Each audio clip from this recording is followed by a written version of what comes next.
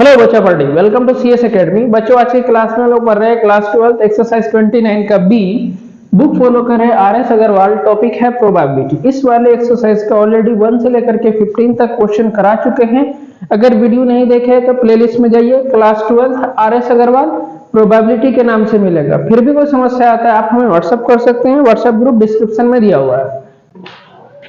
16 number question है the probabilities of A B C solving a problem 1/3 1/4 1/6 respectively. Question क्या है कि मतलब प्रॉब्लम है, कोई प्रॉब्लम है जो ए सॉल्व करता है उसका प्रोबेबिलिटी 1/3, बी सॉल्व करता है तो 1/4 और सी के द्वारा सॉल्व जो करता है उसका प्रोबेबिलिटी 1/6।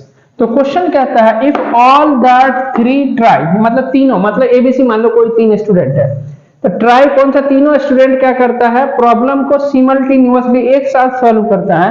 तो कहता है find the probability that exactly one of them will solve it.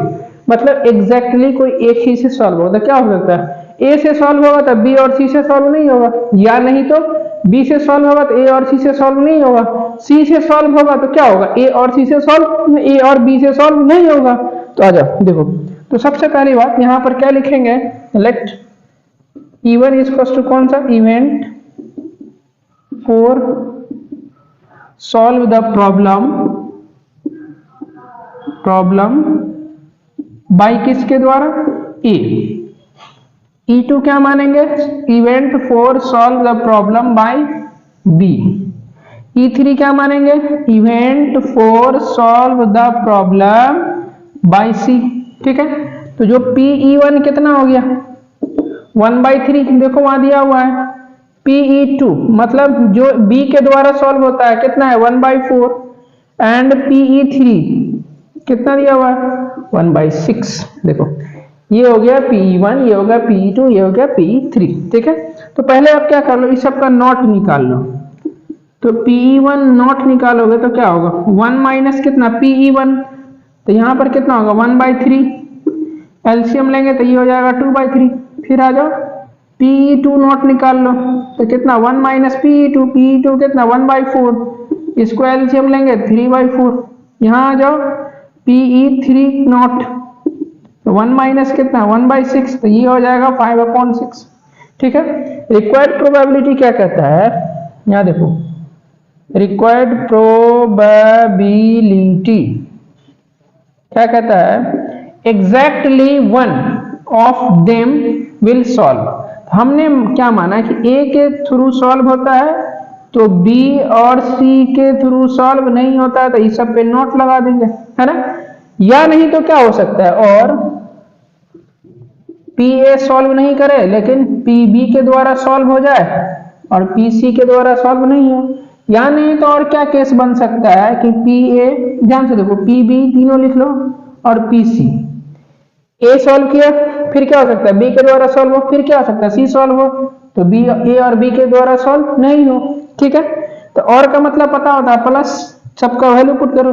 PA का वैल्यू कितना, सॉरी PE, ओहो यहाँ गड़बड़ है, यहाँ E1 क्योंकि इवेंट E2 और E3 यहाँ माने है ना, E1 E2 E3 मान लिया ना, तो A का तो देना जरूरी नहीं है। यहाँ E1 E2 E3, फिर यहाँ से ये हो गया आपका E1, ये हो गया आपका कितना E2, और ये हो गया हमारा कौन सा E3। ठीक है ना, तो देखो इधर, तो PE1 कितना 1/3 इंटू PE2 डैश कितना 2/3, PE3 डैश कितना 5 एक मिनट PE2 डैश 3/4 है जी, यहाँ 3/4 और 5/6, और का मतलब क्या प्लस PE1 डैश कितना PE1 डैश 2/3, PE2 कितना 1/4, उसके बाद ये PE3 डैश, तो PE3 डैश कितना 5/6, फिर यहाँ और है तो और का मतलब plus PE1 dash 2/3, PE2 dash, तो PE2 डैश 3/4 इंटू PE3, तो PE3 कितना 1/6, यहाँ कितना हो जाएगा देखो, तो यहाँ हो जाएगा 15 कितना 72, यहाँ कितना हो जाएगा 10/72, प्लस यहाँ कितना हो जाएगा 6/72। तो हम यहाँ एलसीएम कितना लेंगे हम, बोलो 72 सब में एलसीएम हो जाएगा, एलसीएम हो गया 72। तो यहाँ क्या बचेगा 15 + 10 + 6, ये बचेगा 15 + 10 + 6 कितना हो जाएगा 31/72, यही आंसर हो जाएगा। देखो आंसर है, क्लियर है। तो आपको क्या है ना कि क्वेश्चन थोड़ा सा प्रोबेबिलिटी का क्वेश्चन सिर्फ डराता है, बनता है बहुत ही शॉर्ट में, देख रहे हो ना। तो खाली प्रॉब्लम है इसको, तो खाली बढ़िया से पढ़िएगा मन को स्थिर करके, ठीक है। इसका स्क्रीनशॉट लीजिए। 17 नंबर क्वेश्चन है, पढ़ो ध्यान से। A can hit a target 4 time in 5 shot. मतलब क्या है, मतलब एक जो है ना कोई बंदूक की गोली है, उससे क्या कहता है निशाना को मारता है, कितने 5 बार में, कितना कहता है 5 शॉट में 4 बार मारता है वो, ठीक है। मतलब ऐसा समझो कि 5 गोली में जो है ना 4 बार वो निशाना लगा देता है, ठीक है। दूसरा क्या कहता है, बी जो है 4 शॉट में कितना 3 बार निशाना उसका लग जाता है, 3 टाइम्स इन 4 शॉट्स। उसके बाद कहता है सी जो है 2 टाइम हिट करता है, कितने बार में, टोटल 3 शॉट्स में, 3 बार मारता है, जिसमें वो क्या करता है 2 बार टारगेट को हिट करता है। तो कहता है कैलकुलेट द प्रोबेबिलिटी दैट, पहला number A B and C all hit the target. तो चलो पहले पहला नंबर बनाते हैं, यहां लिखेंगे हम सॉल्यूशन, क्या लिखेंगे सॉल्यूशन, सबका इवेंट लिख लीजिए। देखो even let you equals to even क्या लिखेंगे, event for hit the target by किसके थ्रू, ए के थ्रू, है ना।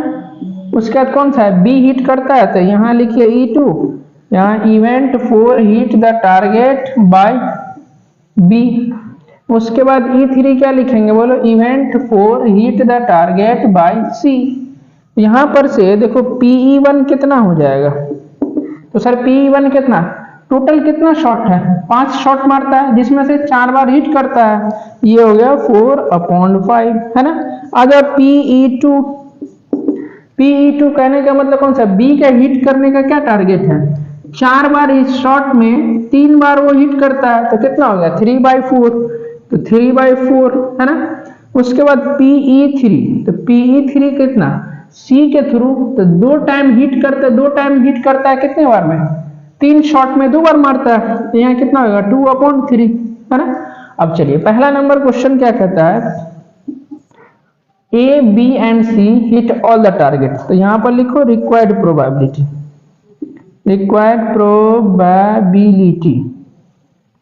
है ना। कितना हो जाएगा PA into PB into PC, कितना PA का वैल्यू कितना 4/5, PB का वैल्यू 3/4 एंड PC का वैल्यू कितना 2/3। इससे ही काट दो, यहां से ये कट गया, तो 2/5 आंसर, क्लियर है। दूसरा नंबर क्वेश्चन करो, क्या कहता है कि B एंड C हिट करता है और A हिट नहीं करता है, तो PA0 चाहिए, तो पहले आप PA0 निकाल लो। PA0 निकालने के लिए क्या फॉर्मूला, 1 - PA, 1 तो ठीक है, माइनस PA कितना 4/5, तो PA, तो सॉरी यहाँ पर A के लिए क्या माने हमने PE1 माने हैं, तो यहाँ पर से PE1 का डैश निकालना पड़ेगा, तो 1 - PE1। अब PE1 कितना है 4/5, यहाँ निकालेगा 4/5, 5 एलसीएम ले लेंगे, तो ये हो जाएगा 5 - 4, तो 1 बट्टा कितना इधर से 5, ठीक है। अब रिक्वायर्ड प्रोबेबिलिटी लिखेंगे, क्या लिखेंगे, रिक्वायर्ड प्रोबेबिलिटी क्या कहता है, ए बी और सी हिट करेगा, तो बी में इंटू सी, इंटू कौन सा ए हिट नहीं करेगा, तो PA0 ले लीजिए, ठीक है। अगर यही बी हिट नहीं करता तो बी को नोट ले लेते हैं, ठीक है। तो PB, तो सॉरी, अब यहां पर से बी के थ्रू इवेंट कितना है E2 है, इसमें थोड़ा सा गड़बड़ हो रहा है लिखने में, याद रखना इस चीज को, E3। ए के लिए इवेंट कौन सा है E1 है, देखो E1 किसके लिए इवेंट, ए के लिए, E2 किसका बी का इवेंट है, E3 कितना सी का इवेंट है, तो जब PE2 कितना 3/4 और PE3 कितना 2/3, तो 3/4 इंटू कितना PE3 तो 2/3, अब PE1 डैश तो PE1 डैश कितना 1/5, E3 से 3 कट गया, 2 से 2 टाइम में यहाँ कितना हो जाएगा 1/, कितना 10 हो जाएगा। देखो यही आंसर हो जाएगा। क्लियर है, स्क्रीनशॉट लीजिए।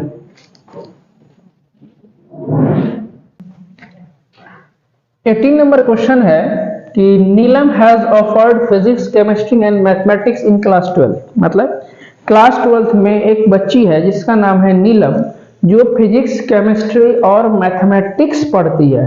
एग्जाम होने वाला है उसका भी, जैसे तुम लोग का होने वाला है। तो वो अनुमान लगाती है कि हमें ग्रेड ए मिलेगा, किस में, फिजिक्स में, उसका प्रोबेबिलिटी 0.2। उसके बाद एक कौन सा, केमिस्ट्री में ग्रेड ए आने का प्रोबेबिलिटी 0.3 एंड मैथमेटिक्स में ग्रेड ए आने का प्रोबेबिलिटी कितना 0.9। तो कहता है find the probability that Neelam receive, पहला नंबर में है ऑल ए ग्रेड, यानी उसे सभी सब्जेक्ट में ए ग्रेड आने का क्या प्रोबेबिलिटी होगी। दूसरा नंबर में है किसी नो ए ग्रेड, मतलब किसी भी सब्जेक्ट में ए ग्रेड नहीं आने का क्या प्रोबेबिलिटी। तीसरा नंबर में है एग्जैक्टली 2 ए ग्रेड, यानी एग्जैक्टली 2 सब्जेक्ट में ए ग्रेड आएगा, उसका प्रोबेबिलिटी क्या होगा। 3 क्वेश्चन है, आओ सॉल्व करते हैं। यहां पर यहां लिखिए पहले सॉल्यूशन, है ना। सबसे इसके बाद क्या लिखते हैं हम लोग, इवेंट। E1 इक्वल्स टू कौन सा, इवेंट फॉर किसके लिए, ग्रेड ए इन कौन सा सब्जेक्ट, पहले फिजिक्स है तो यहां लिखिए physics, grade A in physics. उसके बाद E2 क्या, event for grade A in किस में, केमिस्ट्री में। उसके बाद क्या है E3 event for grade A in किस में, मैथमेटिक्स में, मैथमेटिक्स। ठीक है, अब यहां पर क्या है देखो, PE1 मतलब ग्रेड ए इन फिजिक्स में, फिजिक्स में ग्रेड ए आने का क्या प्रोबेबिलिटी है, देखो 0.2, तो 0.2 इसको पॉइंट अब नीचे में करके 0 दे सकते हैं, तो ये हो गया 2/10, है ना। उसके बाद जब PE2, तो PE2 किसके लिए, केमिस्ट्री, 0.3 है तो यहाँ लिखिए 0.3, पॉइंट उड़ा करके एक 0 दे दोगे तो ये 3/10। ठीक है, उसके बाद जब PE3, तो PE3 किसके लिए, मैथमेटिक्स के लिए, मैथमेटिक्स के लिए क्या प्रोबेबिलिटी है 0.9, देखो वहां दिया हुआ है, पॉइंट उड़ा के 0 तो 9/10 लिख सकते हैं, है ना। अब आइए यहां से शुरू करते हैं हम लोग, यहीं से शुरू करते हैं। पहला नंबर क्वेश्चन में क्या कहता है, प्रोबेबिलिटी कौन सा, ऑल ए ग्रेड, यदि सभी सब्जेक्ट में ए ग्रेड है तो प्रोबेबिलिटी कौन सा, ऑल ए ग्रेड। उसके लिए क्या होगा, PA into PB, sorry PA नहीं, हमेशा PA लिखा जाता है, PE1 इंटू PE2 इंटू कितना PE3। तो PE1 कितना 2/100, तो 2/10। उसके बाद कौन सा PE2 3/10 और PE3 कितना 9/10, 9/10। तो यहाँ कितना हो जाएगा, ऊपर में सबको मल्टीप्लाई करो 54 और नीचे में हो जाएगा 1000। आंसर आपका पॉइंट में है, इसको 0.054 लिख सकते हैं क्या, देखो तो आंसर है। चलो दूसरा नंबर क्वेश्चन में क्या कहता है, नो ए ग्रेड, तो पहले नॉट वाला निकालना पड़ेगा, तो नॉट निकालो इसका, PE1 डैश, तो 1 माइनस PE1 तो 2 बाई कितना 10, तो ये कितना हो जाएगा 8/10 हो जाएगा। यहाँ आ जाओ PE2 डैश, तो 1 माइनस PE2, PE2 कितना 3/10, इसको भी एलसीएम लोगे तो 7/10। उसके बाद PE3 डैश कितना हो जाएगा 1 माइनस PE3, PE3 9/10 है, ये कितना हो जाएगा एलसीएम लेने के बाद 1/10। ठीक है, दूसरा नंबर में क्या हो जाएगा, नो ए ग्रेड, यानी किसी भी सब्जेक्ट में ए ग्रेड नहीं आने का क्या प्रोबेबिलिटी होगा। तो हम सही इसमें नॉट वाला लेते हैं, तो PE1 not into PE2 not into कितना PE3 नॉट, नॉट या डैश पढ़ते हैं, ठीक है ना। अब आ जाओ कितना है 1 वाले का डैश, 2 का डैश और 3 का डैश, तो 8/10 इंटू 7/10 इंटू 1/10, ये कितना हो जाएगा 56/10, इसको क्या लिख सकते हैं, सॉरी 1000 हो जाएगा, तो 0.056, यही आंसर है, देखो है। चलो थर्ड नंबर क्वेश्चन में क्या कहता है, एग्जैक्टली 2A ग्रेड होगा। तब वो A ग्रेड फिजिक्स में भी हो सकता है, केमिस्ट्री में हो सकता है, या मैथ में और केमिस्ट्री में, या मैथ या फिजिक्स में। तो यहाँ पर क्या लिखेंगे, इसमें तीसरा नंबर में exactly 2A grade, probability, P मतलब प्रोबेबिलिटी, ठीक है, एग्जैक्टली 2A ग्रेड। तो इसको कैसे लिखोगे, देखो यहाँ लिखते हैं PE1, ऐसे PE1, उसके बाद PE2 और PE3 लिख लो। 2A ग्रेड होगा मतलब क्या, 2 वो यस वाला होगा, ये हो सकता है। तीसरा वाला में क्या, यानी मैथमेटिक्स में A ग्रेड नहीं मिला होगा, या नहीं तो क्या होगा PE1 फिर PE2 और PE3। इस बार क्या हो सकता है कि केमिस्ट्री में उसको क्या नहीं मिला होगा, A ग्रेड नहीं मिला होगा, तो दूसरा वाले पर A ग्रेड दीजिए। फिर थर्ड नंबर में क्या है, यहाँ PE1, PE2 और PE3, तो किस पे 3 पे नोट है, फिर 2 पे नोट है, ऐसा हो सकता है ना, 1 पे नोट, तो ठीक है ना, यानी फिजिक्स में उसको ग्रेड A नहीं मिला होगा। ये सब का वैल्यू हम कहाँ लिखे, ऊपर में लिखे, यहाँ पर ज्यादा बेटर रहेगा। देखो यहाँ सीधे लिखे PE1 और PE2, तो PE1 कितना 2/10 इंटू 3/10, तो यहाँ लिखेंगे हम 2/10 इंटू कितना 3/10 इंटू PE3 डैश, तो PE3 डैश कितना 1/10, तो यहाँ लिखिएगा 1/10, और का मतलब क्या बताएं, प्लस, उसका क्या 1 और 2 डैश, तो 1 कितना PE1 2/10 और इधर कितना 7/10, एक मिनट, हाँ PE1 2/10 और E2 डैश 7/10, तो कितना है इधर 2/10 इंटू 7/10 इंटू कितना PE3, तो PE3 कितना 9/10, तो यहाँ हम 9/10 लिख सकते हैं। फिर ये वाला केस के लिए देखो प्लस लिखेंगे, यहाँ कितना PE1 डैश, तो PE1 डैश कितना है, देखो PE1 डैश 8/10 इंटू PE2, तो PE2 कितना 3/10 और उसके बाद कितना 9/10, तो यहाँ लिखो 3/10 इंटू 9/10, ठीक है। यहाँ कितना हो जाएगा, यहाँ 6 अपॉन कितना 1000 प्लस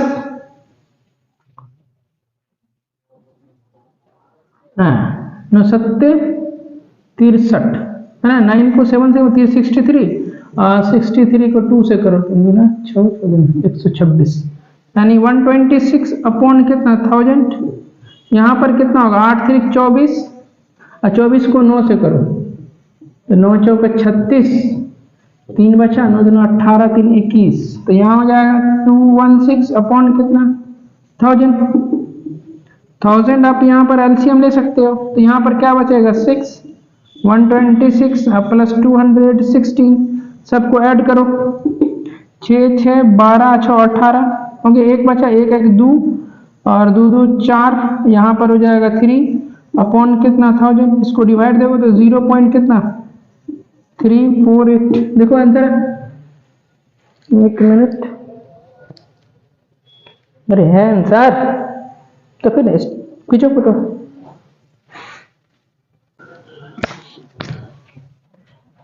ट्वेंटी नंबर क्वेश्चन कहता है कि एक शहर में 2 आग बुझाने वाला गाड़ी है ना, फायर एक्सटिंग्विशर इंजन है ना, जैसे मान लो ये हमारा मधुबनी शहर है, यहाँ पर जो है आग बुझाने वाला क्या हो गाड़ी है, 2 ठो गाड़ी है, ठीक है। तो कहता है कि फंक्शन इंडिपेंडेंटली, मतलब दोनों इंडिपेंडेंटली वर्क करता है, ऐसा नहीं है कि एक खराब होगा दूसरा भी खराब हो जाएगा, दूसरा खराब होगा तो पहला सही नहीं होगा, ऐसा नहीं है, दोनों अपना अपना अलग अलग है काम करेगा। तो the probability that of availability of each engine when needed, जब कहीं पर आग लगता है तो इंजन अवेलेबल होने का प्रोबेबिलिटी है कितना 0.95, दोनों इंजन का सेम है। तो what is the probability that, तो पहला कहता है कि आग लगा कहीं पर और दोनों इंजन नहीं होने का क्या प्रोबेबिलिटी होगा, है ना। हमने आग लगा नहीं करा, फोन की जल्दी जल्दी बदल में आग लग गया, बोला एक को इंजन नहीं है, हम ऐसा सोचेंगे, तो एक भी इंजन नहीं होने का क्या प्रोबेबिलिटी होता है। दूसरा नंबर क्वेश्चन है कि अरे हमने फोन किया, हेलो, हाँ हाँ आग लग गया एक जगह, इंजन को भेजिए। अब मन में हो रहा है कि यार हो सकता है कहीं एक इंजन खराब हो या एक इंजन कहीं गया हुआ हो, तो क्या हो सकता है, दो इंजन है तो पहले वाला इंजन खराब हो सकता है, या पहले वाला इंजन नहीं हो दूसरा इंजन हो, या नहीं तो दूसरा इंजन हो और पहले वाला इंजन नहीं हो। यही कंडीशन हो सकता है। यही कहता है कि एक इंजन अवेलेबल होने का क्या प्रोबेबिलिटी है। तो दो क्वेश्चन है, दोनों को बारी बारी से देखते हैं। हमने यहां माना E1 equal to event for availability of कौन सा, फर्स्ट इंजन। E2 किसका लिए, इवेंट दूसरा सेकंड इंजन के लिए। तो आपके पास यहां देखिए PE1 कितना दिया हुआ है 0.95, तो यहां लिखेंगे 0.95, पॉइंट उड़ा करके दो जीरो देगा, लिखेंगे ऐसे एकदम। आ जाओ PE2, तो PE2 कितना, ये भी सेम ही होगा।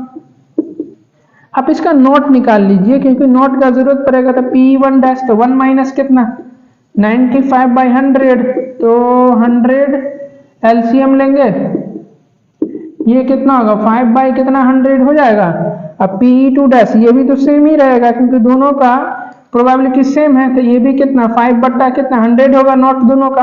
अब पहला नंबर क्वेश्चन में क्या कहता है, नाइदर ऑफ देम, दोनों में से एक भी अवेलेबल नहीं होगा।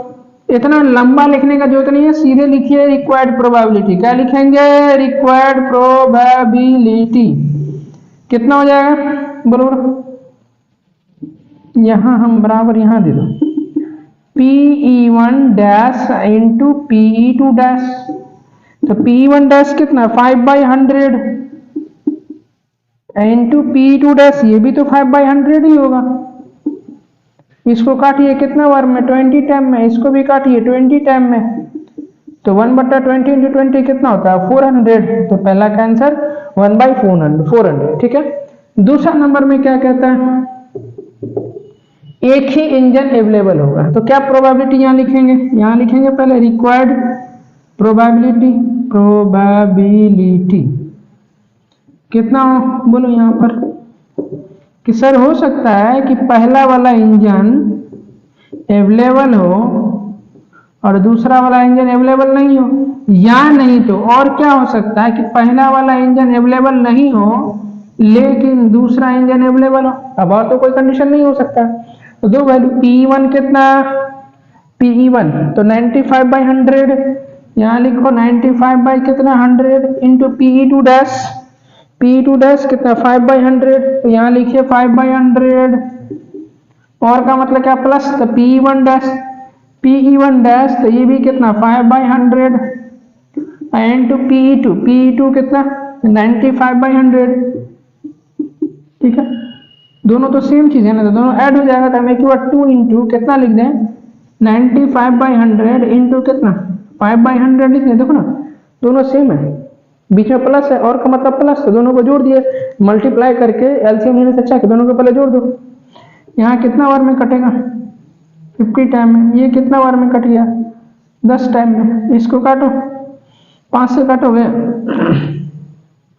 कितना बार में कटता है, काटो ना इधर 95 एक, तो यहाँ पर क्या बचेगा 19 टाइम में कटेगा, तो यहाँ होगा 19 और 5 दूना 10, तो ऊपर में कितना बचा 19/200। आंसर कितना मिला देखो, इतना है, नहीं है तो काट के इतना कर दो। क्लियर है। तो बच्चों आज का क्लास हम लोग यहीं तक रखते हैं। उम्मीद करते हैं पढ़ाई समझ में आ रहा होगा। यदि आप हमारे चैनल पर नए हैं तो हमारे चैनल को लाइक और सब्सक्राइब जरूर करें, और साथ ही साथ आप कहां से वीडियो देख रहे हैं एक बार कमेंट्स करके जरूर बताएं। मिलते हैं अगले वीडियो में, तब तक के लिए भाई थैंक यू सो मच।